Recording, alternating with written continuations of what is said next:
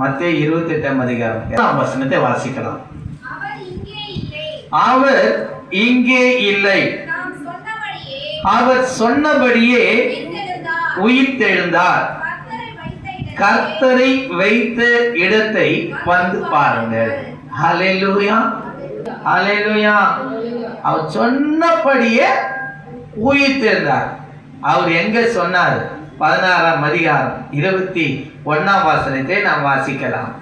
அது முதல் இயேசு தாம் எருசலேமுக்கு போய் மூப்பராலும் பிரதான ஆசாரியராலும் வேதபாரகராலும் பல பாடுகள் பட்டு கொலையுண்டு 3ஆம் நாளில் எழுந்திருக்க வேண்டும் என்பதை தம்முடைய சீஷர்களுக்கு சொல்ல தொடங்கினார்.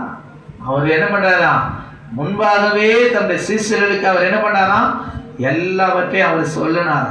அது மாத்திரமல்ல, 17ஆம் அதிகாரம் 22, 23 நாம் வாசிக்கும் பொழுது, அவர்கள் கலிலேயாவில் சஞ்சரிக்கும் போது இயேசு அவரை நோக்கி, மனுஷகுமாரன் மனுஷன் கைகளிலே ஒப்பு கொடுக்கப்படுவார், அவர்கள் அவரை கொலை செய்வார்கள், ஆகிலும் 3ஆம் நாளிலே உயிர் தேர்ந்திருப்பார் என்றார்.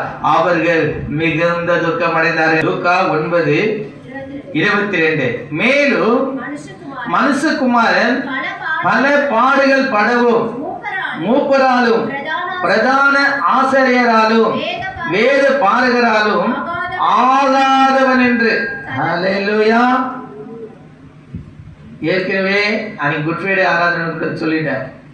இவர் தேவனுடைய நியாய பிரமாணத்தை மீறினார், இவர் தேவதூஷணம் சொல்லுகிறார் என்று சொல்லிதான் அவர் சிலுவையில் அறைந்தாருங்க.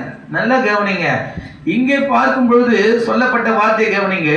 மேலும் மனுஷகுமாரன் பல பாடுகள் படவும் மூப்பராலும் பிரதான ஆசாரியராலும் வேத பாரகராலும் ஆகாதவன் என்று தள்ளப்படவோ கொல்லப்படவோ 3ஆம் நாளில் உயிர்த்தெழுந்திருக்கவும் வேண்டும் என்று சொன்னார். ஹல்லேலூயா.